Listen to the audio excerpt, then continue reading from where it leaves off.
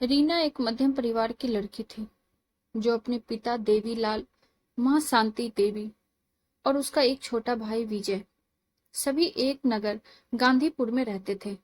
रीना अपनी स्कूल की पढ़ाई खत्म करके कॉलेज की पढ़ाई कर रही थी। वह एक सीधी सादी भोली भाली लड़की थी। उसकी माँ कहती, हमारी बेटी गाँव है। वह कहती थी कि उसकी बेटी थोड़ा चंट चालाक बने। उसे कॉलेज से घर, घर से कॉलेज, बस इतना ही पता था। वह पढ़ाई में बहुत तेज थी। एक बार जो सुन ले वह उसे हमेशा याद रहता था। कॉलेज की पढ़ाई पूरी हो चुकी थी। वह अच्छे नंबर से पास हुई थी। अब वह जॉब कर पिताजी की जिम्मेदारियों में उनका हाथ बटाना चाहती थी। उसके पिताजी ने भी उसे इजाजत दे दी थी। वो बहुत खुश थी।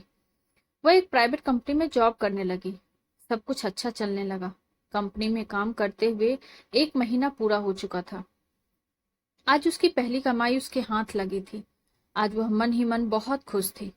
उस पहली कमाई से उसने अपनी माँ के लिए एक साड़ी, अपने पिता के लिए एक शर्ट और एक पैंट, अपने भाई के लिए एक जोड़ी कपड़ा लिया और खुशी खुशी घर लौटी।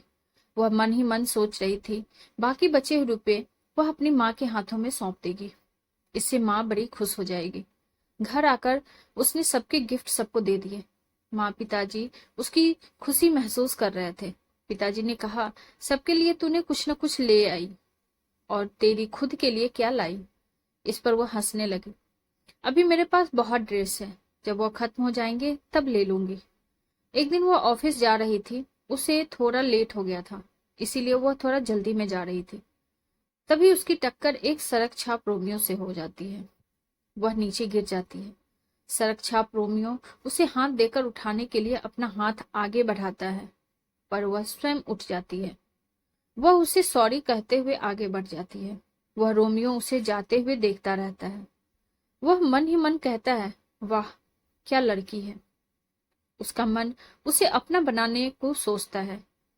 अब वह हमेशा उसकी राहों में नजरें गड़ाए बैठा रहता है। उसके दिखते ही उसके पीछे पीछे चलकर उसके ऑफिस के गेट तक पहुंचता है।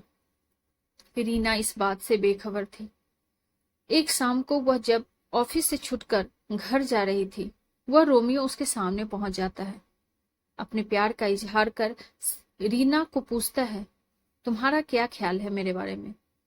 रीना उसे देखकर घबरा जाती है। वो उससे बचकर आगे निकल जाती है और दौड़कर अपने घर पहुंच जाती है। वह घबराई हुई अंदर जाती है। उसकी माँ उससे पूछती है, क्या हुआ बेटी, तुम इतना घबराई हुई क्यों हो। वह आंखें बंद करके एक लंबी सांस लेकर कहती है, कुछ नहीं माँ, बस ऐसे ही। वह बात टाल जाती है कि कहीं माँ चिंतित न हो जाए। वह पूरी रात उसी के बारे में सोचती है। वह अंदर ही अंदर भयभीत हो जाती है। क्या करूं। वह पिताजी से कुछ कह भी नहीं सकती। अगले दिन जब वह ऑफिस जा रही होती है, वह रोमियो उसके सामने शादी का प्रपोजल रखता है। उसे वह धमकी देता है कि यदि मुझसे शादी नहीं होगी तो मैं तेरी खूबसूरती बिगाड़ दूंगा, ताकि फिर तेरी शादी किसी और से न हो। शाम को मैं फिर आऊंगा, मुझे शाम तक बता देना। ऑफिस में बैठकर सोचती रहती है, क्या करूं, इस रोमियो से कैसे छुटकारा पाऊं। उसके साथ काम करने वाली उसकी सहेली अंजू उसे परेशान देखकर परेशानी का कारण पूछती है। रीना को ऐसे महसूस होता है जैसे किसी ने उसकी दुखती रग को छू दिया हो। वह फफक कर रो पड़ी। मंजू को सब कुछ बता देती है। उसे पूछती है, मैं क्या करूं। अंजू उसे कहती है, तू शाम को उसे मना कर देना और हम जाकर उसकी शिकायत पुलिस में कर देंगे। रीना बोलती है कि पुलिस में जाने पर बदनामी होगी, बात बढ़ेगी। उसकी सहेली उसे आश्वासन देती है। अब उसका मन कुछ हल्का हो जाता है। शाम को वो अंजू के साथ ही घर के लिए निकलती है। ऑफिस से थोड़ी दूरी पर रोमियो उसके सामने आकर पूछता है, क्या सोचा मेरे बारे में। रीना उसे ना कहकर चली जाती है। उसकी ना सुनकर रोमियो बौखला जाता है। उसे बहुत गुस्सा आता है।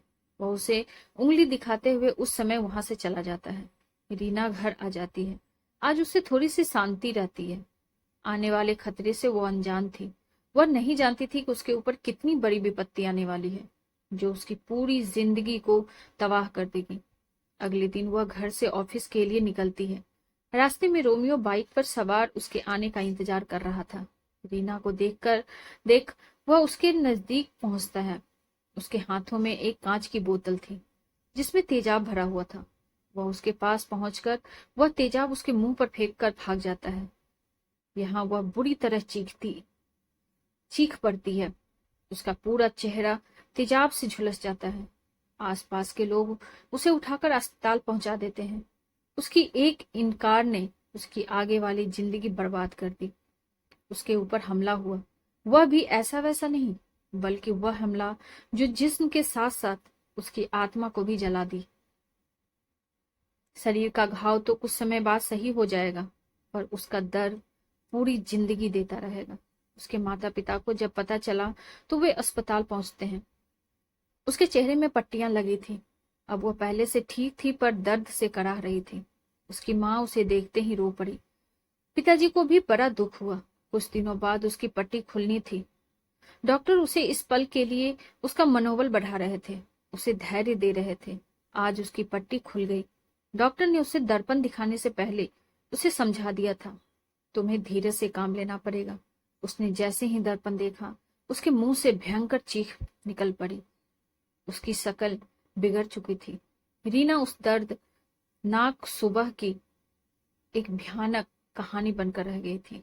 उसके पिता ने उसे समझाने की बहुत कोशिश की। उसने अपने पिता से कहा, भगवान ने मुझे यह कैसी सजा दे दी है? इसमें मेरा क्या कसूर था? मेरा तो इतना ही कसूर था कि मैंने एक आवारा लड़के को शादी करने से मना कर दिया था। उसने मेरे इस नाक के बदले मेरी पूरी जिंदगी बर्बाद कर दी। रीना उस दर्दनाक पल को याद कर बुरी तरह कांप गई थी। पुलिस ने उस रोमियो को पकड़ लिया और उसे जेल हो गई। रीना के माता पिता उसे घर ले आए। अब वह इस हादसे से उबरने की कोशिश करने लगी, पर जब भी आईना देखती, यह हादसा उसके जहन में याद बनकर रह गया। वह इस हादसे को भुला ही नहीं पा रही थी। दोस्तों, समझ नहीं आता कि ऐसे लोगों को ये सब करने से क्या हासिल हो जाता है। ऐसा करके वो सिर्फ एक परिवार, खासकर उस लड़की की जिंदगी बर्बाद करता है जिसके खुद के पता नहीं कितने सपने होते हैं। अब क्या बोलूं ऐसे लोगों की गंदी मानसिकता को लेकर। आपकी इसमें क्या राय है, हमें कमेंट बॉक्स में जरूर बताइए। ऐसी ही ढेर सारी कहानियों के लिए वीडियो को लाइक, शेयर और चैनल को सब्सक्राइब कर दीजिए। Thank you.